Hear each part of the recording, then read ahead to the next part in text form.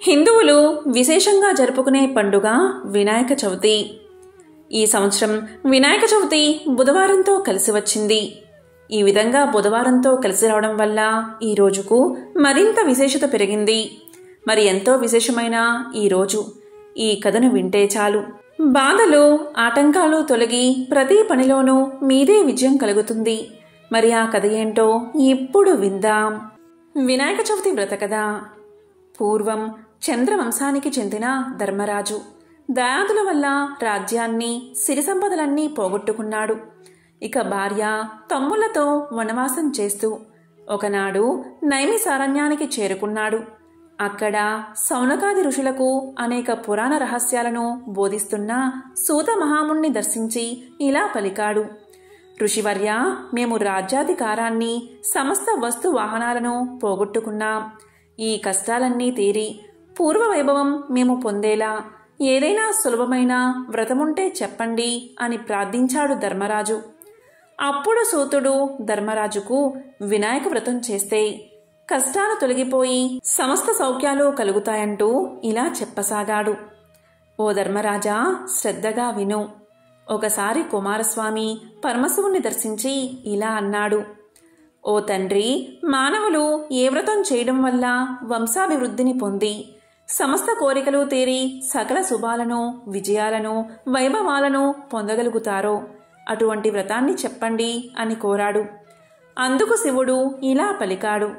నాయనా, సర్వ సంపత్కరం, ఉత్తమం, ఆయుష్కామాద్య సిద్ధిప్రదము అయిన వినాయక వ్రతము అనేది ఒకటి ఉంది. దీన్ని భాద్రపద శుద్ధ చవితినాడు ఆచరించాలి. ఆ రోజు ఉదయమే నిద్రలేచి స్నానం చేసి నిత్య కర్మలు నెరవేర్చుకుని తమ శక్తి మేరకు బంగారంతో కానీ, వెండితో కానీ, లేదా మట్టితో కానీ విఘ్నేశ్వరుడి బొమ్మను చేసి తమ ఇంటికి ఉత్తర దిక్కులో బియ్యాన్ని పోసి మండపాన్ని నిర్మించి అష్టదళ పద్మాన్ని ఏర్పరచాలి. అందులో గణేశుడి ప్రతిమను ప్రతిష్ఠించాలి. తరువాత శ్వేత గంధాక్షింతలు, పుష్పాలు, పత్రాలతో పూజించి ధూపదీపాలను వెలగా నేరేడు మొదలైన ఫలాలను రకమునకు 21 చొప్పున నివేదించాలి. నృత్య, గీత, వాద్య, పురాణ పఠనాదులతో పూజను ముగించి యథాశక్తి వేద విధులైన బ్రాహ్మణులకి దక్షిణ, తాంబూలాదులు ఇవ్వాలి. బంధుజనంతో కలిసి భక్ష్య భోజ్యాదులతో భోజనం చెయ్యాలి. మరునాడు ఉదయం స్నాన సంధ్యలు పూర్తి చేసుకుని గణపతికి పునఃపూజ చెయ్యాలి. ఈ విధంగా ఎవరైతే వినాయక వ్రతాన్ని ఆచరిస్తారో వాళ్ళకి గణపతి ప్రసాదం వల్ల సకల కార్యాలు సిద్ధిస్తాయి. అన్ని వ్రతాల్లోకి అత్యుత్తమమైన ఈ వ్రతం త్రిలోక ప్రసిద్ధమై దేవ, ముని, గంధర్వాదులందరి చేత ఆచరింపబడింది అని పరమశివుడు కుమారస్వామికి తెలియచేశాడు. కాబట్టి ధర్మరాజా, నువ్వు కూడా ఈ వ్రతాన్ని ఆచరించినట్లయితే నీ శత్రువులను జయించి సమస్త సుఖాలను పొందుతావు. గతంలో విదర్భ యువరాణి దమయంతి ఈ వ్రతాన్ని చేయడం వల్లే తాను ప్రేమించిన నలమహారాజును పెళ్లాడగలిగింది. శ్రీకృష్ణుడంతటివాడు ఈ వ్రతం చేయడం వల్లే సమంతకమణితో పాటుగా జాంబవతి, సత్యమామలు అనే 2 కన్యామలను కూడా పొందగలిగాడు. ఆ కథ చెబుతాను, విను అంటూ ఇలా చెప్పసాగాడు సూతుడు. సూత మహాముని, సౌనకుడు మొదలైన ముళ్లకు విఘ్నేశ్వరుడు పుట్టిన విధానం, ఆ రోజు చంద్రుణ్ణి ఎందుకు చూడకూడదు అనే విషయాలు వివరించడం మొదలుపెట్టాడు. ఒకప్పుడు గజ, ఏనుగు రూపంలో ఉన్న గజాసురుడు అనే రాక్షసరాజు పరమశివుడి గురించి తీవ్ర తపస్సు చేయడం ప్రారంభించాడు. అతని తపస్సుకు మెచ్చి పరమశివుడు ప్రత్యక్షమై ఏదైనా వరం కోరుకోమన్నాడు. అప్పుడు గజాసురుడు ఇలా పలికాడు. స్వామి, మీరెప్పుడు నా ఉదరం లోపలే ఉండాలి అని కోరుకున్నాడు. మహేశ్వరుడు అతని కోర్కె తీర్చేందుకోసం గజాసుడి పొట్టలోపలికి ప్రవేశించి అక్కడే ఉండడం మొదలుపెట్టాడు. ఇదిలా ఉంటే కైలాసం అంటే శివుడి ఇల్లులో ఉన్న పార్వతీదేవి భక్త గురించి తెలియక అన్ని చోట్ల వెతుకుతూ కొంతకాలానికి శివుడు గజాసుడి పొట్టలో ఉన్నాడని తెలుసుకుంది. కాని శివుడిని ఏ విధంగా బయటకు రప్పించాలో తెలియక ఎంతో బాధపడి చివరకు విష్ణుమూర్తిని ప్రార్థించి తన భర్త విషయం చెప్పింది అమ్మవారు. పార్వతీదేవి విష్ణుమూర్తితో ఇలా పలికింది. ఓ మహానుభావా, పూర్వం భస్మాసురుడి బారి నుంచి నా భర్తని కాపాడి నాకు ఇచ్చావు. ఇప్పుడు కూడా ఏదైనా ఉపాయాన్ని ఆలోచించు అని కన్నీళ్లు కార్చింది. విష్ణుమూర్తి పార్వతీదేవిని ఓదార్చి పంపేశాడు. అప్పుడు శ్రీహరి బ్రహ్మ మొదలైన దేవతలను పిలిచి గజాసురుణ్ణి చంపేందుకు గంగిరెద్దులను ఆడించేవాడిగా వెళ్లడమే సరైందని నిర్ణయించాడు. శివుడి వాహనం నందిని ఒక గంగిరెద్దుగా చేసి బ్రహ్మ మొదలైన దేవతల చేత తలకొక వాయిద్యం ఇచ్చాడు. తాను చిరుగంటలు సన్నాయి తీసుకుని గజాసురుడు ఉండే గజాసురపురం దగ్గరకు వెళ్లాడు విష్ణువు. అక్కడ గజాసురుడి ఎదురుగా చక్కగా నందిని ఆడించాడు. ఆ గంగిరెద్దు ఆట చూసి గజాసురుడు ఆనందం పొంది మీకు ఏం కావాలో కోరుకోండి, నేను ఇస్తాను అన్నాడు. అప్పుడు శ్రీహరి ఇది శివుడి వాహనం నంది, శివుడిని వెతికేందుకే వచ్చింది కాబట్టి శివుణ్ణి ఇవ్వు అని కోరాడు. ఆ మాటలకు నిర్గాంతపడిన గజాసురుడు గంగిరెద్దులను ఆడించేందుకు వచ్చినవాడు శ్రీహరి అని తెలుసుకుని తనకు చావు తప్పదని అర్థం చేసుకున్నాడు. అప్పుడు తన పొట్టలోపల ఉన్న శివుణ్ణి స్మరించుకుని నా శిరస్సు అందరికీ పూజనీయంగా ఉండాలి, నా చర్మం నువ్వు ధరించాలి అని కోరుకున్నాడు. తరువాత తన్ని చంపేందుకు శ్రీహరికి అనుమతి ఇచ్చాడు. నంది తన కొమ్ములతో గజాసుడి పొట్ట చీల్చగా లోపల నుంచి శివుడు బయటకు వచ్చాడు. హరి శివుడితో చెడ్డవారికి ఇలాంటి వరాలు ఇవ్వకూడదు, ఇస్తే పాముకు పాలు పోసినట్లే అవుతుంది అని చెప్పాడు. తరువాత బ్రహ్మ ఇతర దేవతలకు వీడ్కోలు పలికి తాను కూడా వైకుంఠానికి వెళ్లిపోయాడు. శ్రీహరి శివుడు కైలాసానికి వెళ్లిపోయాడు. ఇక వినాయకుడి పుట్టుక. ఇక కైలాసంలో ఉన్న పార్వతీదేవి శివుడు వస్తున్నాడు అన్న వార్త విని తలస్నానం చెయ్యాలని నిర్ణయించుకుని నలుగు పిండితో ఒక పిల్లవాడిని తయారు చేసింది. అతనికి ప్రాణం పోసి గుమ్మం ముందు ఉంచింది. స్నానం చేసిన తర్వాత నగలతో అలంకరించుకుని శివుడి కోసం ఎదురుచూడ్డం మొదలుపెట్టింది పార్వతీదేవి. ఇదిలా ఉండగా శివుడు లోపలికి వస్తూ ఉండగా గుమ్మంలో ఉన్న పిల్లవాడు లోపలికి రాకుండా అడ్డు చెప్పాడు. దీంతో కోపం తెచ్చుకున్న శివుడు త్రిశూలంతో ఆ బాలుడి కంఠం నరికాడు. ఇక లోపలికి వెళ్లిన శివుడికి పార్వతీదేవి ఎదురువచ్చి పూజించి కూర్చోబెట్టి మాట్లాడుతూ ఉండగా గుమ్మంలో ఉన్న పిల్లవాడి ప్రసక్తి వచ్చింది. అప్పుడు శివుడు తాను చేసిన పనికి బాధపడి తాను తీసుకువచ్చిన గజాసుడి శిరస్సును ఆ బాలుడికి అతికించి ప్రాణం పోశాడు. అతనికి గజాననుడు అనే పేరు పెట్టి పెంచుకోవడం ప్రారంభించారు. గజాననుడు కూడా భక్తితో తల్లిదండ్రులకు సేవలు చెయ్యసాగాడు. అనింద్యుడు అనే ఎలుకను వాహనంగా చేసుకుని తిరగడం మొదలుపెట్టాడు. కొంతకాలానికి పార్వతీ పరమేశ్వరులకు కుమారస్వామి పుట్టాడు. అతను మహావీరుడు. నెమలి అతని వాహనం. విఘ్నేశాధిపత్యం. ఒకరోజు దేవతలు, మునులు, మానవులు పరమేశ్వరుని సేవించి విఘ్నములకు ఒక అధిపతిని ఇవ్వండి అని కోరారు. తాను పెద్దవాడు కాబట్టి ఆ నాయకత్వ పదవి తనకే ఉండాలని గజాననుడు కోరాడు. గజాననుడు పొట్టిగా ఉంటాడు, తగిన అర్హతలు లేవు కాబట్టి ఆధిపత్యం తనకే ఇవ్వాలని కుమారస్వామి తండ్రైన శివుణ్ణి కోరాడు. అప్పుడు శివుడు వారితో ఇలా అన్నాడు, మీలో ఎవరైతే 3 లోకాల్లోని పుణ్యనదుల్లో స్నానం చేసి ముందుగా నా దగ్గరికి వస్తారో వారికే ఆ ఆధిపత్యం ఇస్తాను అని చెప్పాడు.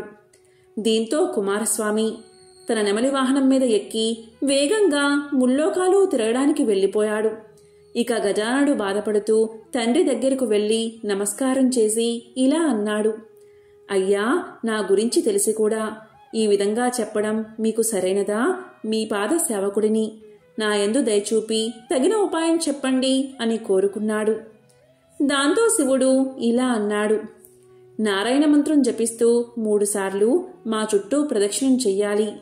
ఇది అన్ని తీర్థాల్లో తిరిగినా స్నాన ఫలితాన్ని ఇస్తుంది అని చెప్పాడు. దీంతో వినాయకుడు అదేవిధంగా చేశాడు. ఆ మంత్ర ప్రభావం వల్ల గంగానదిలో స్నానం చేయడానికి వెళ్లిన కుమారస్వామికి తనకంటే ముందుగానే గజాననుడు ఆ నదిలో స్నానం చేసి తనకు ఎదురుగా వస్తున్నట్లు అనిపించింది. అతనికి 3,50,00,000 నదుల్లో కూడా తనకంటే ముందుగానే గజాననుడు స్నానం చేస్తున్నట్లు కనిపించాడు. ఇది చూసి ఆశ్చర్యపోయి కైలాసానికి వెళ్లి తండ్రి దగ్గర ఉన్న అన్నను చూసి నమస్కారం చేసి తన బలాన్ని తిట్టుకుని కుమారస్వామి ఇలా పలికాడు. తండ్రి, అన్నగారి మహిమ తెలియక ఈ విధంగా అన్నాను. క్షమించి ఆ ఆధిపత్యాన్ని అన్నగారికే ఇవ్వండి అని ప్రార్థించాడు. ఇక భాద్రపద శుద్ధ చతుర్థి రోజున పరమేశ్వరుడు గజానుడికి విఘ్నాధిపత్యం ఇచ్చాడు. ఆ రోజు అన్ని దేశాల వాళ్ళు విఘ్నేశ్వరుడికి తమ స్థాయిని బట్టి కుడుములు, మిగిలిన పిండి వంటలు, కొబ్బరికాయలు, పాలు, తేనె, అరటిపళ్ళు, పానకం, వడపప్పు మొదలైనవి సమర్పించి పూజించారు. ఇక విఘ్నేశ్వరుడు ఎంతో సంతోషపడి కుడుములు కొన్ని తిని, కొన్ని తన వాహనం అనింద్యుడికి ఇచ్చి, కొన్ని చేతిలో పట్టుకుని నిదానంగా సూర్యుడు అస్తమించే సమయం అవుతూ ఉండగా కైలాసానికి వెళ్ళాడు. అప్పుడు వినాయకుడు తన తల్లిదండ్రులకు నమస్కారం చెయ్యబోగా పొట్ట భూమికి తగిలింది కానీ చేతులు మాత్రం భూమి మీద ఆనలేదు.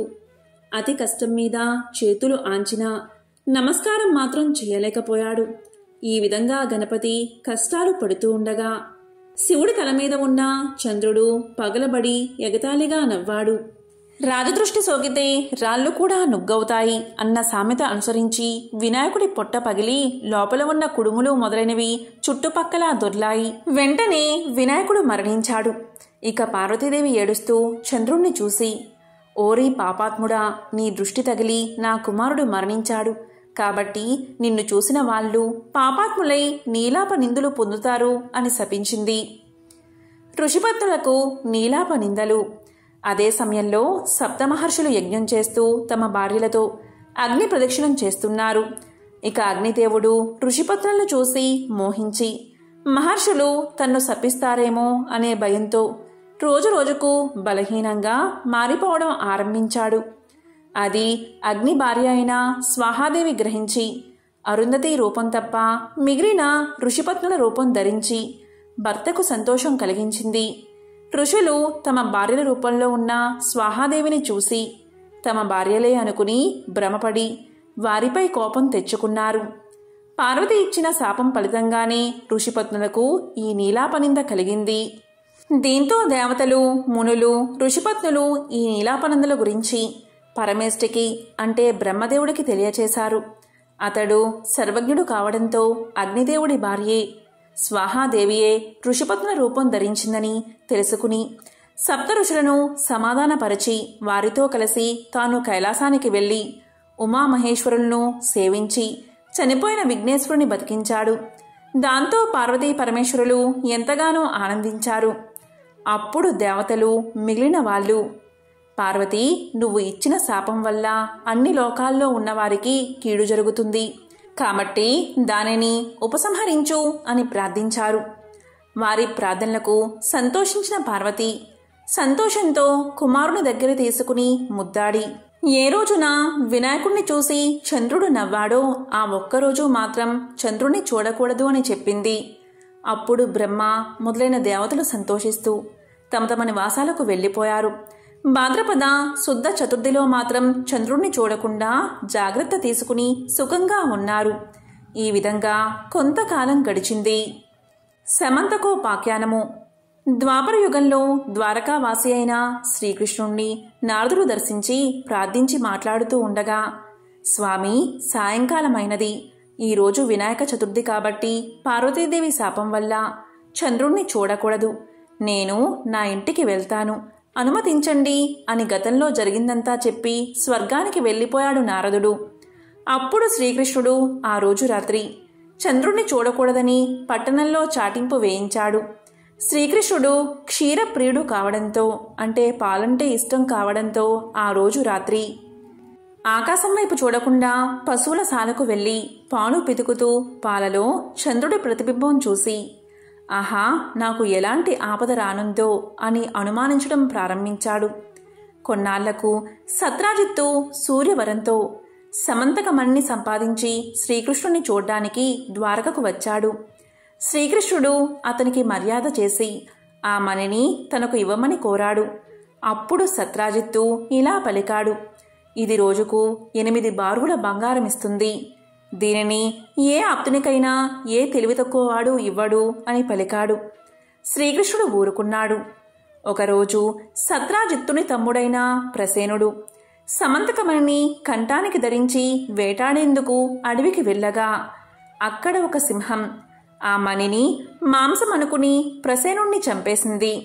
ఆ సింహం ఆ మణిని తీసుకుపోతూ ఉండగా ఒక బల్లూకం అంటే ఎలుగుబంటి ఆ సింహాన్ని చంపి ఆ మణిని తీసుకుని తాను ఉండే కొండ బిలానికి వెళ్ళి తన కుమార్తె అయిన జాంబవతికి ఆట వస్తువుగా ఇచ్చింది. మరునాడు సత్రాజిత్తు తమ్ముడి మృతివార్త విని, నేను ఆ మణిని ఇవ్వలేదని శ్రీకృష్ణుడు నా తమ్ముణ్ణి చంపి రత్నం అపహరించాడు అని తన పట్టణంలో చాటింపు వేయించాడు. శ్రీకృష్ణుడు ఈ వార్త విని ఆ రోజు పాలలో చంద్రుణ్ణి చూసినందువల్లే ఈ నింద వచ్చింది అని భావించి దాన్ని తొలగించుకునేందుకు బంధుమిత్రులతో కలిసి అరణ్యంలో వెతకగా ఒకచోట ప్రసేనుడి కళేబరం, సింహపు కాలిజాడలు, బల్లూకం కాలిజాడ కనిపించాయి. వాటిని అనుసరించిపోతూ ఒక పర్వత గుహద్వారంలో పరివారాన్ని వదిలి తానొక్కడే లోపలికి వెళ్ళి అక్కడ ఉయ్యాలకి కట్టబడి ఉన్న మణిని తీసుకుని తిరిగి వస్తూ ఉండగా అది చూసి వింత మనిషి వచ్చాడు అంటూ జాంబవతి కేకలు వేసింది. అంతలో జాంబవంతుడు రోషంగా అక్కడికి వచ్చి అరుస్తూ గోళ్లతో గుచ్చుతూ శ్రీకృష్ణుడిపై యుద్ధాన్ని ప్రారంభించాడు.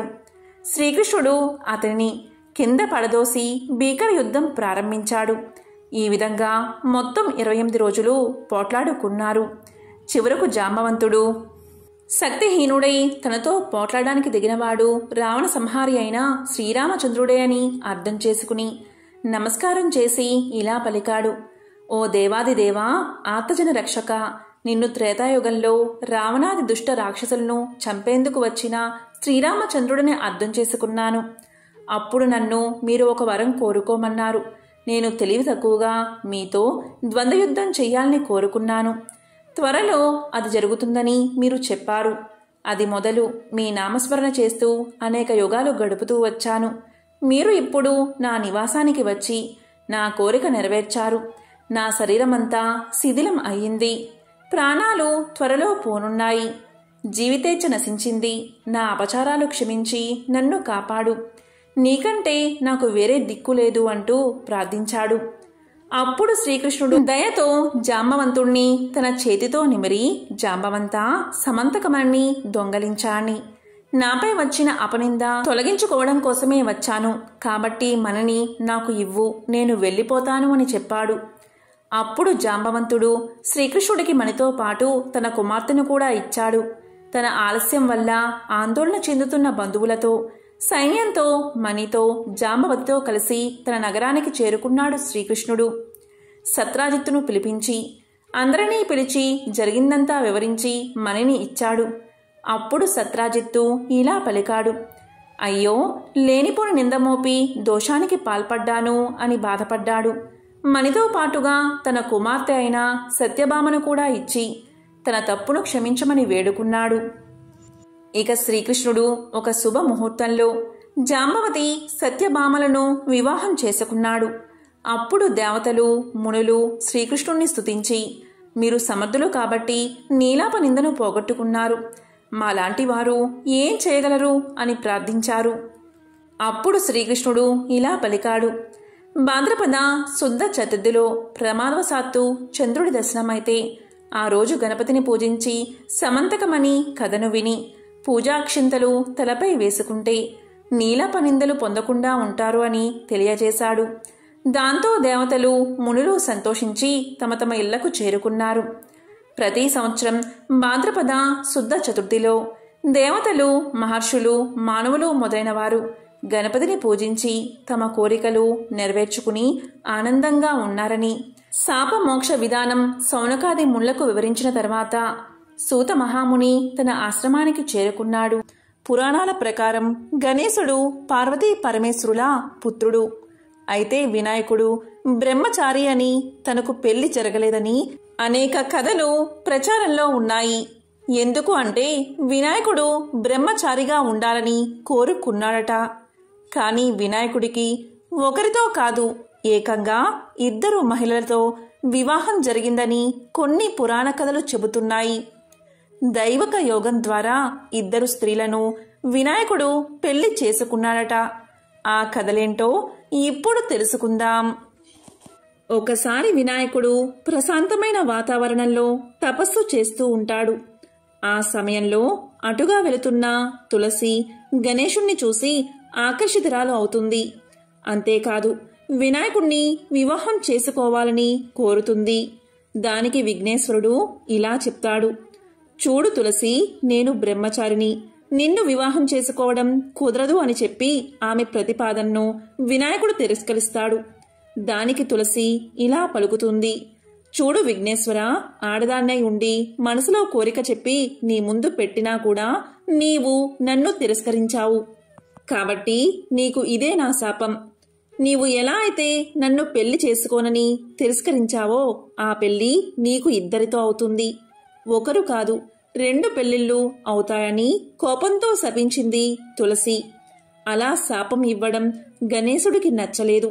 వెంటనే కోపంతో విఘ్నేశ్వరుడు ప్రతిశాపాన్ని ఇలా ఇచ్చాడు, చూడు తులసి, నీవు నన్ను వివాహం చేసుకుంటాను అని అన్నావు.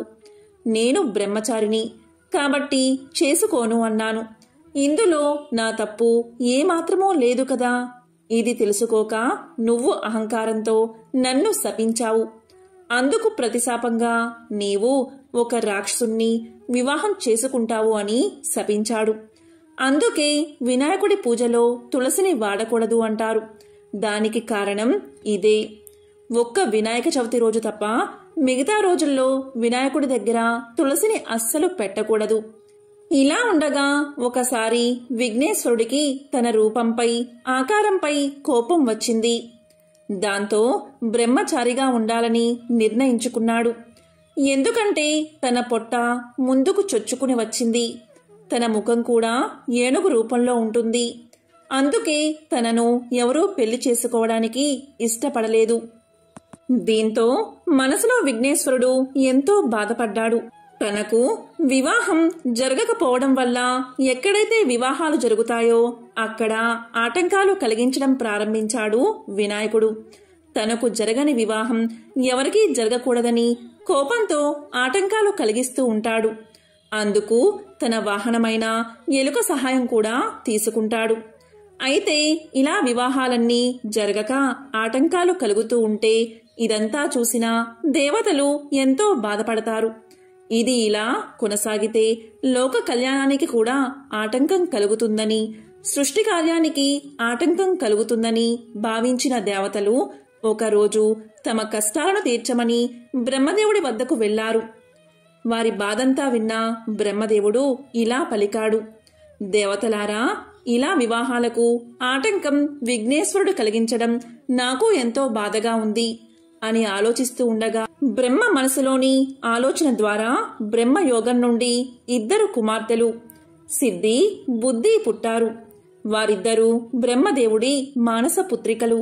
ఇక బ్రహ్మదేవుడు దేవతల కష్టాలు తీర్చేందుకు ఆ 2 కుమార్తెలను విఘ్నేశ్వరుడి దగ్గర విద్యను నేర్చుకోవడానికై పంపించాడు. ఆ విధంగా బ్రహ్మదేవుడి ఆదేశాల ప్రకారం గణేశుడు ఆ 2కి బోధన ప్రారంభించాడు. ఇక వినాయకుడి దగ్గరకు పెళ్లి సంబంధం విషయం ఎలుక తీసుకువచ్చినప్పుడు ఈ సిద్ధి, బుద్ధి విఘ్నేశ్వరుడి యొక్క దృష్టిని మరల్చేవారు.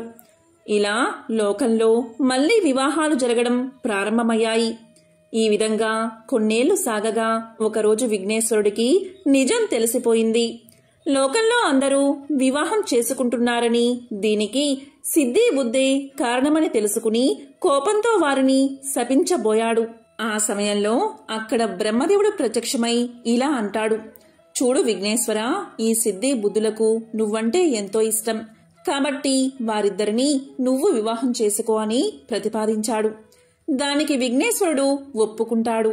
ఆ తరువాత సిద్ధి, బుద్ధులతో విఘ్నేశ్వరుడి వివాహం అంగరంగ వైభవంగా జరిగింది. ఆ తర్వాత వారికి 2 కుమారులు జన్మించారని, వారి పేర్లు శుభం, లాభం అని పురాణాలు తెలియచేస్తున్నాయి. ఎంతో విశేషమైన ఈ కథను వింటే చాలు సకల శుభాలు కలుగుతాయి. విఘ్నేశ్వరుడి వివాహానికి సంబంధించిన మరొక చిత్రమైన కథను ఇప్పుడు విందాం. మీరు ఎన్నడైనా వినాయకుడి పెళ్లి గురించి విన్నారా? వినాయకుడి తమ్ముడు సుబ్రహ్మణ్యం చాలా అందంగా ఉంటాడు. అన్నకంటే ముందు తమ్ముడి పెళ్లే కుదిరింది. అంగరంగ వైభోగంగా జరిగింది పెళ్లి. ఎక్కడెక్కడో దేవతలో సుబ్రహ్మణ్యుడి పెళ్లికి విచ్చేశారు. దాన్ని చూసిన తర్వాత వినాయకుడికి అనిపించింది, తనకు పెళ్ళైతే బావుంటుంది కదా అని. పెళ్లి హడావుడి తగ్గే వరకు ఆగి తరువాత అమ్మ పార్వతి ఖాళీగా కూర్చున్నప్పుడు ఆమె దగ్గరకు వెళ్లి నిలబడ్డాడు వినాయకుడు. ఇలా పలికాడు, అమ్మా, తమ్ముడి పెళ్లి చేశావు కదా, మరి నా పెళ్లి ఎప్పుడు చేస్తావు అని అడిగేశాడు. దీనికి పార్వతీదేవి దిగాలుగా తన ముద్దుల పెద్ద కొడుకు వైపు చూసింది. లోలోపలే బాధపడింది. చిన్నవాడు సుబ్రహ్మణ్యుడేమో ఎంతో అందంగా ఉంటాడాయే, దాంతో వాళ్లు పిలిచి పిల్లను ఇచ్చారు. మరి నువ్వేమో ఏనుగు తలతో పొడవాటి తొండంతో ఉంటివాయే. పోనీలే అంటే మేం ఎంత చెప్పినా వినక అందరూ పెట్టిన కుడుములు, ఉండ్రాళ్ళు, వడపప్పు తిని తిని అందరూ పోసిన పానకం తాగి తాగి బొజ్జ పెంచావాయే.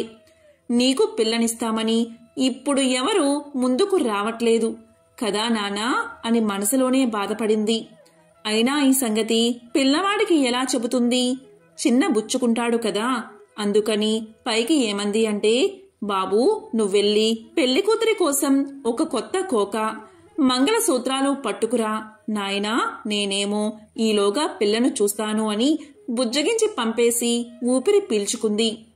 అమ్మయ్యా, ఇప్పటికైతే సమస్య తప్పింది అనుకుంటూ. అయితే వినాయకుడికి ఇదేమీ తెలియదు కదా. వెంటనే ఆనందంగా తన ఎలుక వాహనమెక్కి భూలోకానికి వచ్చేశాడు. వచ్చి అలసిపోయి ఒక చెట్టు కిందున్న అరుగు మీద కూర్చున్నాడు. ఆ అరుగు చుట్టూతా ఏవేవో గింజలు పడి ఉన్నాయట. ఆ సమయంలో అక్కడి గింజలు ఏరుకు తినేందుకు అక్కడికి ఒక కోడిపుంజు వచ్చింది.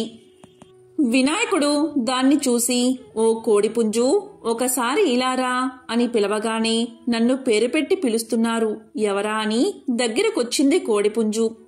చూడగా అక్కడ అరుగు మీద వినాయకుడు కూర్చుని ఉన్నాడు. దాంతో కోడిపుంజు సంతోషంతో ఉబ్బి తబ్బిబ్బైపోతూ గబాల దగ్గరకు వచ్చి రెక్కలు మడిచి నమస్కరిస్తూ, చెప్పండి స్వామి, కులాసానా, నన్ను పిలిచారెందుకు అని అడిగింది. అప్పుడు వినాయకుడు ఇలా అన్నాడు, ఓహో కోడిపుంజు, నీ రెక్కలు ఎంత అందంగా ఉన్నాయి, నీ జుట్టు కిరీటంలాగా ఎంత బావుంది, నువ్వు చెప్పిన పనల్లా చాలా చక్కగా చేస్తావని, సమయపాలన అంటే ఏమిటో నీ నుండే నేర్చుకోవాలని అందరూ చెబుతుంటారు. మరి నువ్వు నాకు ఒక పని చేసి పెడతావా? చకచకా వెళ్ళి నాకో కొత్త కోక తెచ్చిపెట్టు, మా అమ్మ నాకు పెళ్లి చేస్తుందట అన్నాడు. దానికి కోడిపుంజు, అంత పెద్ద స్వామి తన్ను పొగిడాడే అని సంతోషించింది. దానిది ఏముంది స్వామి, ఒక్క నిమిషంలో పెద్ద బజారుకెళ్ళి వినాయకుడి పెళ్లికి కొత్త కోక కావాలి అని అడిగి తెచ్చేస్తా స్వామి, ఇక్కడున్నట్లే వచ్చేస్తాను అని వేగంగా వెళ్లిపోయింది కోడి. అంతలో అక్కడ మొలిచి ఉన్న పచ్చగడ్డిని తినేందుకు గొర్రెపోతు ఒకటి అటుగా వచ్చింది. దాన్ని చూసి వినాయకుడు భలే మురిసిపోయాడు. ఈరోజు అన్నీ మంచి శకునాలే, నేను తిరగకుండానే అన్ని పనులు ఎలా అయిపోతున్నాయో చూడు అని సంతోషపడ్డాడు. ఓ గొర్రెపోతూ, నాకో పనిచేసి పెట్టరాదు, త్వరలో నా పెళ్లి జరగనున్నది, దానికోసం నువ్వు కంసాలి దగ్గరికెళ్ళి మంగళసూత్రాలు చేయించుకురా, వెంటనే వెళ్ళు అని చెప్పాడు. దానికి గొర్రెపోతూ, ఓహో అలానా స్వామి, అయితే మాకు పప్పన్నం దొరుకుతుందన్నమాట, ఇదిగో ఇప్పుడే వెళ్లి తెస్తాను, అందెంతలోకి మీరడిగారని చెప్పి ఇప్పుడే కంసాలి దగ్గరికి వెళ్లి పట్టుకు వచ్చేస్తాను చూడండి అంటూ వెళ్ళింది. వినాయకుడు అక్కడే ఓ కునుకు తీశాడు. ఆయన లేచి చూసేసరికి సాయంకాలమైంది. పోయిన వాళ్ళు ఇద్దరూ ఇంకా తిరిగి రాలేదు. ఇక దాంతో వినాయకుడే మెల్లిగా ఎలుక వాహనం ఎక్కి బయలుదేరాడు. ఇద్దర్నీ వెతుక్కుంటూ కొంత దూరం వెళ్లేసరికి కోడిపుంజు కనిపించింది. ఏమే కోడిపుంజు, నా కొత్త కోక ఎక్కడా అని అడిగాడు దాన్ని. అప్పుడు కోడిపుంజు ఇలా పలికింది, స్వామి, మీకోసం కొత్త కోక తీసుకువస్తున్నానా? అంతలో అక్కడ నాకు ఒక జొన్నకంకి కనిపించింది. దాన్ని చూడగానే విపరీతంగా ఆకలి వేసింది. ఒక్క కంకి తినేసి వద్దామని మీ కొత్త కోకను పక్కన పెట్టి కంకి తినేసి వచ్చాను. అలా చేసేసరికి అక్కడ కోకలేదు. దాంతో ఇక మధ్యాహ్నం నుంచి దాన్నే వెతుకుతూ తిరుగుతూ ఉన్నానయ్యా అని చెప్పింది. దాంతో వినాయకుడు ఇలా అన్నాడు, చూడు కోడిపుంజు, నువ్వు కొత్త కోక తీసుకువస్తేనే నా పెళ్లి. అందుకని త్వరగా వెళ్లి వెతుక్కురా, లేకపోతే ఎలుక చేత నిన్ను కొరికించేస్తా, జాగ్రత్త అని బెదిరించాడు. దాంతో కోడిపుంజు కొత్త కోకో అని అరుచుకుంటూ ఆ కొత్త కోక కోసం ఈనాటికి వెతుకుతూనే ఉంది. పాపం ఆ అరుపేనట మనకు కొక్కరొక్కో అని వినబడేది. కోడిపుంజు కోక తేకపోయేసరికి ఇక సరేలే అని వినాయకుడు గొర్రెను వెతుకుతూ ఆ బజారు ఈ బజారు తిరిగాడట. అనుకున్నట్లుగానే గొర్రెపోతు ఎదురయ్యింది. స్వామి కోపంగా, ఏ గొర్రెపోతూ, నా తాలిబొట్టెక్కడా అనగానే అది వణికిపోతూ, స్వామి తమరు అడిగారని చెప్పగానే కంసాలి కనకయ్య తాలిబొట్టు చేసి ఇచ్చేశాడు. ఆ తర్వాత వస్తూ ఉంటే నాకు ఆకలి వేసింది. ఆ సజ్జ చేలో గడ్డి తింటూ ఒక్క క్షణం ఏమారాను. అంతలోనా ఎవరో ఆ తాలిబొట్టు కాజేశారయ్యా అని భయపడుతూ చెప్పింది గొర్రెపోతు. వినాయకుడికి మహా కోపం వచ్చేసింది. నువ్వు త్వరగా వెతికి తెచ్చివు, నా పెళ్లి జరగాలి అంటే ఆ తాళి కావాల్సిందే అనేశాడు కోపంగా. అలాగే స్వామి అని గొర్రెపోతూ పాపం ఆనాటి నుండి ఈనాటి వరకు వంచిన తల ఎత్తకుండా ఆ తాలిబొట్టు కోసం వెతుకుతూనే ఉంది. అయినా ఏం చేస్తాం, ఈ రోజు వరకు కూడా అటు తాలిబొట్టు కాని ఇటు కొత్త కోక గాని రానేలేదు. దాంతో మరి వినాయకుడి పెళ్లి జరగనేలేదు. పైపెచ్చు వినాయకుడి పెళ్లికి 1000 విఘ్నాలు అన్న సామెత కూడా పుట్టింది. ఒకానొకప్పుడు లక్ష్మీదేవి మానస సరోవరంలో జలకాలాడుతూ ఉండగా పార్వతీదేవి విష్ణు రూపాన్ని ధరించి లక్ష్మిని సమీపించింది. నవమోహనంగా కనిపించిన నారాయణుడి వేషంలో ఉన్న పార్వతికి కూడా లక్ష్మీ సౌందర్యం మనోహరంగా కనిపించింది. ఇద్దరూ ఒకరిపై ఒకరు ఆప్యాయంగా చూసుకున్నారు. ఆ చూపుల కలయికతో సరోవరంలో ఒక స్వర్ణ కమలం లేచింది. అందులో దగదగా మెరిసిపోతున్న ఒక పసిపాప ఉంది. ఇక లక్ష్మీదేవి నారాయణుడి దగ్గరకు చేరి కౌగలించుకుంది. దీంతో పార్వతి పగలబడి నవ్వుతూ, నేను నారాయణుణ్ణి కాను లక్ష్మి అని నిజరూపంలో కనిపించింది. ఇక లక్ష్మీదేవి ఇలా పలికింది, అన్నకు తగ్గ చెల్లెలివే నారాయణి అని అనిపించుకున్నావులే అంది. ఇక పార్వతీదేవి ఇలా అంటుంది, అప్పుడు విష్ణువు మోహిని రూపంలో శివుణ్ణి మాయొచ్చిన దానికి ఇది చల్లు అంది. స్వర్ణ కమలంలోనే ఉన్న పసిదాన్ని చూసి ఇద్దరూ ఎంతో మురిసిపోయారు. అపారమైన ప్రేమ పుట్టి చేతుల్లోకి తీసుకున్నారు. అప్పుడు విఘ్నేశ్వరుడు ప్రత్యక్షమై ఇలా పలికాడు, తల్లులారా, మీ ఇద్దరి అంశలతో అవతరించిన ఈ బిడ్డ పార్వతీ పరంగా జయ, లక్ష్మీ పరంగా శ్రీ కలిసి జయశ్రీగా పెరుగుతుంది. ఈమెకు వరుడు కూడా శివకేశవుల అంశలతో అవతరించి ఉన్నాడు అని చెప్పి పసిదానితో ఉన్న స్వర్ణ కమలాన్ని కావేరీ నదిలో ఉంచిరమ్మని వాయుదేవుణ్ణి పంపాడు. ఇక వాయుదేవుడు అలాగే జయశ్రీని కావేరీ నదికి చేర్చాడు. ఇక దక్షిణ ప్రాంతాన్ని పాలించే చక్రవర్తి స్వర్ణ కమలంలో కనిపించిన బాలికను వరప్రసాదంగా భావించి తన పుత్రికగా తీసుకువెళ్లి నామకరణ మహోత్సవం జరిపిస్తూ ఉన్నాడు. ఆ సమయంలో ఆకాశవాణి ఇలా పలికింది, ఓ చక్రవర్తి, ఈమెకు జయశ్రీ అని పేరు పెట్టు అని పలికింది. ఇక అతను ఆమెకు జయశ్రీ అని పేరు పెట్టి అల్లారు ముద్దుగా పెంచుకుంటున్నాడు. జయశ్రీ రాకుమారిగా పెరిగి ముల్లోకాలలో అంత సౌందర్యవతి సాహసవంతురాలు ఉండదని పేరు తెచ్చుకుంది. జయశ్రీకి రాజభవనం కంటే ప్రకృతి సౌందర్యాలతో నిండి ఉండే అరణ్యాలలో విహరించడమంటే ఎంతో ఇష్టంగా ఉండేది. విల్లమ్ములు ధరించి వన్యమృగాలను అదుపులో ఉంచుతూ తిరుగుతూ ఉండేది. ఇక శివకేశవుల అంశతో స్వామి అనే పేరుగల యువకుడు తిరుగుతూ ఉన్నాడు. హరిహర అంశాలతో అవతరించిన స్వామి కైలాసానికి వెళ్లి విఘ్నేశ్వరుణ్ణి, కుమారస్వామిని కలుసుకోవాలి అనుకున్నాడు. ఒకరోజు అలాగే వెళ్లాడు. అప్పుడు విఘ్నేశ్వరుడు, కుమారస్వామి ముచ్చటలాడుకుంటూ ఉన్నారు. అప్పుడు విఘ్నేశ్వరుడు కుమారస్వామితో ఇలా పలికాడు, ఈ మానస సరోవరంలోనే లక్ష్మీ పార్వతుల తేజస్సులతో స్వామికి కాబోయే దేవేరి ఉదయించింది అని అన్నాడు. ఇక స్వామి ఆ మాటలు విన్నా ఏమీ తెలియనివాడి వలె మౌనంగా తన ఇంటికి చేరుకున్నాడు. ఒకరోజు స్వామి వినోదంగా పెద్ద పులి మీద స్వారీ చేస్తూ అరణ్యంలో తిరుగుతూ ఉండగా పులిని కదలనివ్వకుండా చుట్టూరా బాణాలు రివ్వురివ్వున నాటుకున్నాయి. ఇక స్వామి బాణాలు వచ్చిన దిశగా కోపంగా చూశాడు. విల్లమ్ములతో టీవీగా నుంచుని చిరునవ్వు విసిరిన జయశ్రీ కనిపించింది. స్వామి గుండెల్లో బాణంలాగా గుచ్చుకుంది. ఇక జయశ్రీకి స్వామి గురించి విఘ్నేశ్వరుడు ఇదివరకే కలలో చెప్పి ఉన్నాడు. అతని కోసమే ఆమె అరణ్యాల్లో తిరుగుతుంది. ఇక నారదుడి ఆదేశం ప్రకారం జయశ్రీకి స్వయంవరం ఏర్పాటు చేశాడు చక్రవర్తి.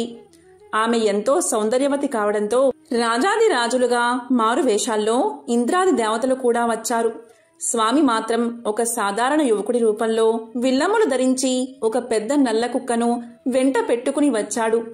ఇక రాజాది రాజులు గర్వం పలకబోస్తూనే స్వామిని అతని పెంపుడు కుక్కను ఎగతాళి చేశారు. దీంతో స్వామి యొక్క కుక్క పెద్ద పులిగా మారింది. ఇక స్వామి దానిపై కూర్చున్నాడు. దీంతో స్వామిని చూసిన జయశ్రీ పరిగెత్తుకుంటూ వచ్చి అతని మెడలో వరమాల వేసింది. ఈ దృశ్యాన్ని చూసిన రాజుల వేషంలో ఉన్న దేవతలు స్వామిపై యుద్ధానికి దిగారు. అప్పుడు స్వామి తన నిజరూపంతో హరిహర స్వామిగా సాక్షాత్కరించాడు. ఇక దేవతలందరూ చేతులెత్తి శరణం స్వామి అని పలికారు. ఆ విధంగా స్వామి జయశ్రీల వివాహం దేవాది దేవతల మధ్య మహావైభవంగా జరిగింది. ఎంతో విశేషమైన పవిత్రమైన ఈ రోజు విఘ్నేశ్వరుడి వివాహానికి సంబంధించిన ఈ కథలను విన్నా, చదివినా, చెప్పినా, వినిపించినా సకల శుభాలు కలుగుతాయి. సనాతన ధర్మంలో ఏ దైవ కార్యమైనా వినాయకుడి పూజతోనే ప్రారంభమవుతుంది. ఓం గం గణపతియే నమః ఈ మంత్రం ఎంతో విశేషమైనది. గణపతి మూలాధార చక్రానికి అధిపతి. అందువల్ల ఈ మంత్రంతో మూలాధార చక్రానికి శక్తి లభించి ఉత్తేజితమవుతుంది. ఈ మంత్రాన్ని జపిస్తే ఆటంకాలన్నీ తొలగిపోతాయి. ఓం శ్రీం హ్రీం క్లీం గ్లౌం గహ గణపతియే నమః అనే మంత్రం చాలా విశేషమైనది. దీనిని 21 సార్లు జపిస్తే ఆ వినాయకుడి అనుగ్రహం తప్పకుండా మీకు కలుగుతుంది. పూర్వం వాతాపి నగరం మధ్యలో ఉన్న మహాశిల విఘ్నేశ్వర శిల్పంగా రూపొందాలి అనే కోరిక అగస్త్య మహర్షికి మిగిలిపోయింది. అగస్త్య మహర్షి యొక్క భార్య లోపాముద్ర చిత్రకళా ప్రావీణ్యురాలు. ఆమె అక్కడికి వచ్చి మహాశిలను పరిశీలించి అది ఏ విధంగా రూపొందాలో అలాంటి విఘ్నేశ్వరుడి రూపరేఖా చిత్రాన్ని తయారు చేసింది. రేఖాచిత్రమైతే తయారైంది. కానీ ఆ ప్రకారం మహాశిలను మలచగల శిల్పులు, శిల్పాచార్యులు ఎంత ప్రయత్నించినా లభించలేదు. దీనితో అగస్త్యుడు ఎంతో బాధతో మహాశిల ఎదురుగా కూర్చుని చిత్రాన్ని, శిలను పదే పదే చూసుకుంటూ కాలం గడుపుతున్నాడు. వచ్చిన శిల్పాచార్యులందరూ చిత్రాన్ని చూసి ఇలాంటి శిల్పాన్ని మలచడం దేవశిల్పి విశ్వకర్మకు, దానవశిల్పి యముడికి తప్ప ఇతరులకు సాధ్యం కాదు అంటూ వెనక్కి జంకారు. శిల్పులు ఉలులను మహాశిల మీద పరీక్షించి ఇది వజ్రపాషాణం, దీన్ని చెక్కడానికి మామూలు ఉలులు పనికిరావు, వజ్రపు ఉలులు కావాలి, దేవతలు వచ్చి చెక్కి తీరవలసిందే, కాని మానవ మాతృలతో ఈ పని కాదు అంటూ తెలియచేశారు. ఆ సమయంలో దేవశిల్పి విశ్వకర్మ భార్య విష్ణు మానస పుత్రిక అయిన విశ్వకళ అలిగి పుట్టింటికి చేరుకుంది. దీంతో విశ్వకర్మ మతి స్థిమితం పోగొట్టుకున్నాడు. దానవశిల్పి యముడు, అతని భార్య అయిన హేమ తిరిగి దేవలోకానికి వెళ్లిపోగా పిచ్చివాడై జాడలేకుండా ఎక్కడో తిరుగుతున్నాడు. కాబట్టి విశ్వకర్మను యమున్నో పిలుద్దాము అన్న వారి స్థితి అంత అధ్వానంగా ఉంది. అగస్త్యుడికి మహాశిలను విఘ్నేశ్వర విగ్రహంగా రూపొందించడం సమస్యగా నిలిచిపోయింది. నిద్రాహారాలు మాని అతను శిలకు ఎదురుగా అలాగే కూర్చుని విఘ్నేశ్వరుణ్ణి ధ్యానిస్తూ, గణపతి, నా కోరికలాగే ఉంచేశావు అంటూ తన బాధను వ్యక్తపరిచాడు. ఒకరోజు ఊపుకుంటూ బాలప్రాయం వాడు అటుగా వస్తున్నాడు. అతని చేతిలో ఏదో ఉలిలాంటిది కనిపిస్తుంది. ఆ బాలుడు కండలు తీరి ఉన్నాడు. శిల్పిలాగా కనిపించాడు. అగస్త్యుడు ఆశగా అతని చేతిలో ఏముందో అని పరీక్షించి చూడగా అది ఏనుగు దంతం కొన ముక్క. అది పిడితో బిగించినట్లుగా ఉండడం చూసి అగస్త్యుడు ఆశ్చర్యపోయాడు. ఇక ఆ బాలశిల్పి అగస్త్యుణ్ణి సమీపించి, ఏమిటో మహాశైలవారు మహాశిల ముందు మంతనాలు ఆడుతూ కూర్చున్నారు. ఏమైనా పని దొరుకుతుందేమోనని ఇలా తిరుగుతున్నాను అన్నాడు. అతని మాటలు మధురంగా అగస్త్యుడికి పారవస్యాన్ని కలిగించాయి. ఇక అగస్త్యుల వారు ఇలా పలికారు, చిరంజీవి, ఈ మహాశిలను గణపతి దేవుడి విగ్రహంగా చూడాలని ఎన్నో రోజుల నుంచి ఉవ్వులేరుతున్నాను అంటూ తన దగ్గర ఉన్న రేఖా చిత్రాన్ని శిల్పికి చూపించి, ఇంతకు నువ్వెవరు, ఏం పని చేస్తావు అని అడిగాడు. దానికి ఆ బాలుడు ఇలా సమాధానం చెప్పాడు, నేను చేసే పనుల్లో మొదటిది పుష్టిగా తినడం, తరువాత శిల్పం చెక్కడం, నన్ను బాలశిల్పాచార్యుడు అని పిలుస్తూ ఉంటారు అని బాలశిల్పి తెలియచేశాడు. అగస్త్యుడికి అతని మాటల తీరు మేను పులకరించేలా ఉండి నవ్వు పుట్టించాయి. ఆయన్ని సందేహంగా చూస్తూ, మహాశిలను మహాశిల్పంగా రూపొందించే మహాశిల్పి కోసం పడిగాపులు కాస్తున్నాను. నీవేమో శిల్పిని అంటున్నావు, కాని బాలశిల్పివి. ఈ శిల బ్రహ్మాండమైనది, మహోన్నతమైనది, నీవేమో పొట్టివాడివి. అలాంటప్పుడు మహాశిల్పాన్ని నీవు మలచగలవా అని అగస్త్యుడు పలికాడు. ఆ మాటలకు బాలశిల్పి నవ్వి ఇలా అన్నాడు, నేను బాలశిల్పిని అయినంత మాత్రాన నా శిల్పం మహాశిల్పం కాదని అనుకోకు. మహా అని అన్నంత మాత్రాన గొప్పేమీ కాదు. నా ఉలికి అన్నీ సాధ్యం, కానిదేదీ లేదు అంటూ ఉలిని తీసి చూపించాడు. అది దగదగా వజ్రంలాగా మెరుపులు విరజిమ్మింది. అగస్త్యుడు చూస్తూ ఉండగా బాలశిల్పి మహాశిల మీదకు ఉలిని విసిరాడు. ఉలి మొన తాకిడితో పెద్ద మెరుపు, కాంతి, ఉరిమిన శబ్దము బయటకు వచ్చాయి. అక్కడ శిలకు ఒక రంధ్రం ఏర్పడింది. అది నాభిస్థానం. మూర్తి శిల్పానికి నాభిస్థానం చాలా ముఖ్యమైనది. అందున లంబోదరుడి నాభి అంటే వినాయకుడి నాభి. లంబోదరంతో శిల్పం ప్రారంభమైందన్నమాట అని బాలశిల్పి చెప్తుంటే, రాతి నుండి లంబోదర లక్ష్మీకర అంటూ మాలవ రాగంగా సన్నగా పాట అగస్త్యుడికి వినిపించింది. ఇది అయస్కాంతరాయి. చెక్కుతున్నప్పుడు ప్రచండమైన విద్యుత్ వెలువడుతుంది. కనుక శిల్పను చెక్కడం పూర్తయ్యే వరకు ఈ చుట్టుపక్కల ప్రజలను ఉండనివ్వకూడదు. ధ్వనులు కూడా వినిపిస్తాయి. నగరవాసులు భయపడి కంగారు పడవలసిన అవసరం లేదు. కాబట్టి ఓ మహర్షి, ఇక నీవు వెళ్ళవచ్చు. వెళ్ళి నిశ్చింతగా నిద్రపోయి తెల్లవారుజాముకి ఇక్కడికి రావచ్చు. అప్పటికి శిల్పం పూర్తవుతుంది అని చెప్పాడు బాలశిల్పి. దానికి అగస్త్యుల వారు ఆశ్చర్యపడ్డారే కాని అంతకు మించి మరేమీ అతనికి తోచలేదు. అతని బుద్ధి ఏదో నిద్రలో పడ్డట్లుగా ఉంది. అప్పుడు అగస్త్యుల వారు కొంచెం తేరుకుని రేఖా చిత్ర పటాన్ని తీసి బాలశిల్పికి ఇవ్వబోతూ ఉంటే దానికి బాలశిల్పి ఇలా అంటున్నాడు, ఇదివరకే చూపించావు కదా, ఒకసారి చూస్తే చాలు.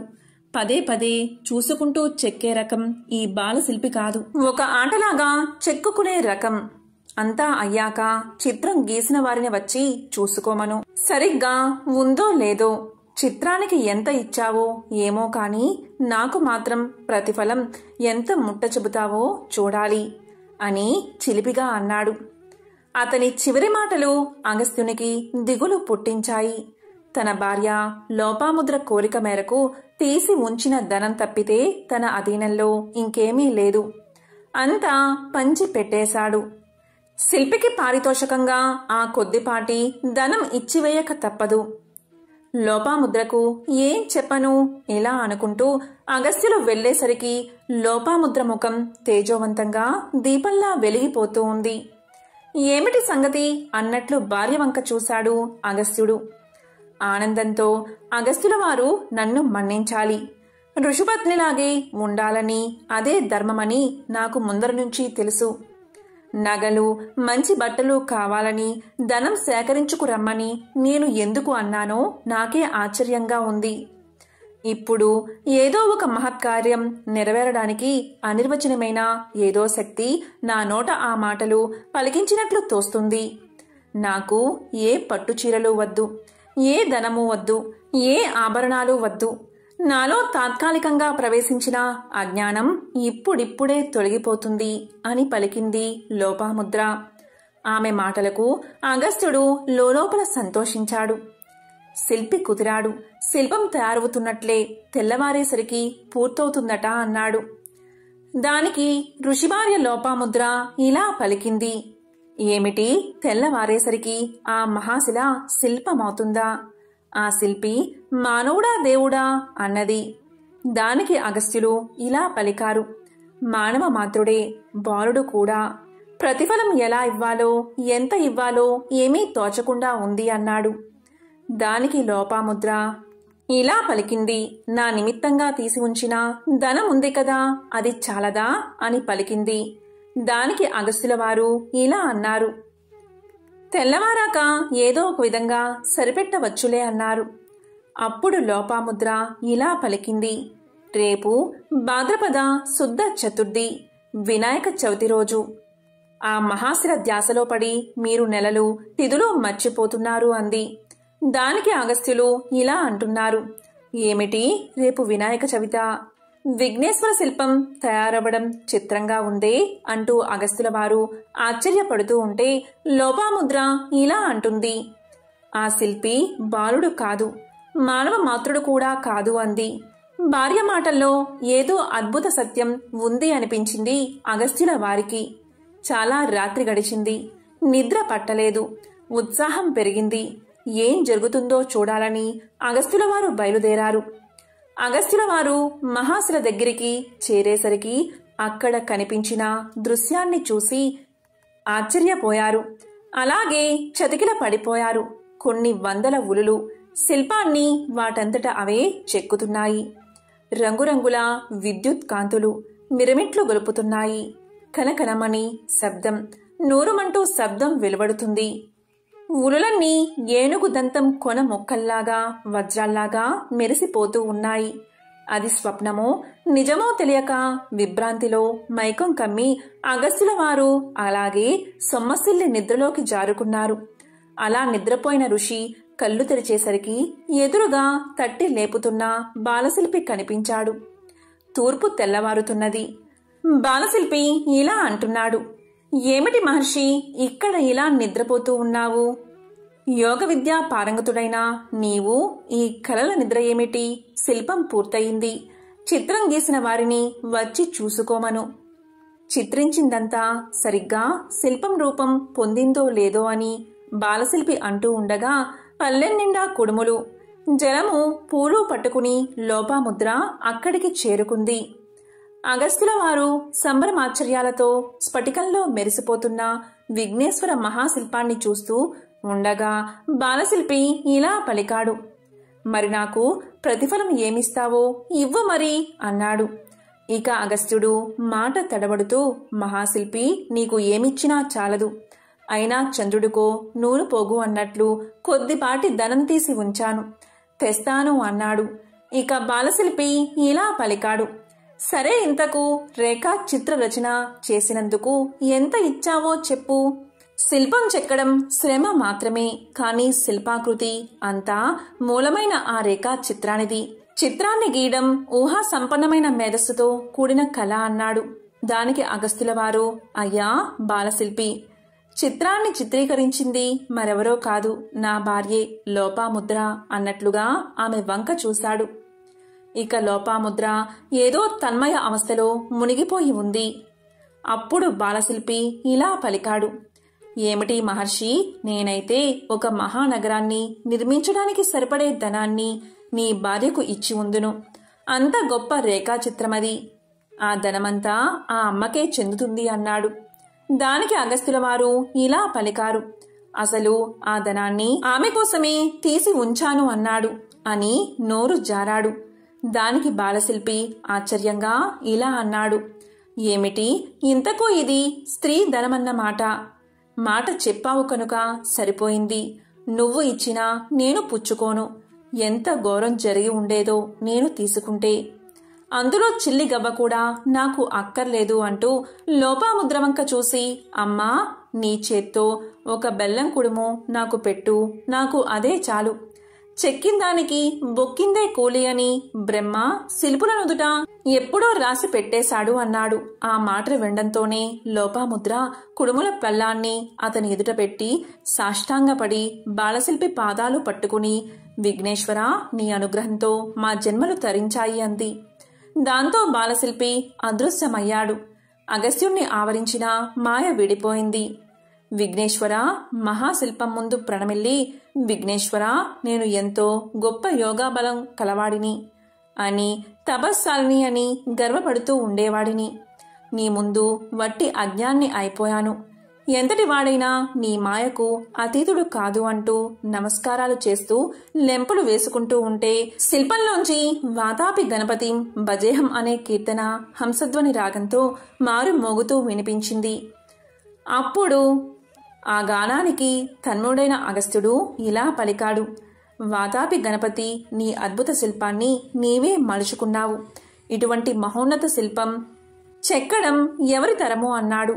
అప్పుడు విఘ్నేశుడి విగ్రహంలోంచి ఇలా పలికాడు. అగస్త్య మహర్షి, నా కోసమని నేను శిల్పం చెక్కుకోలేదు.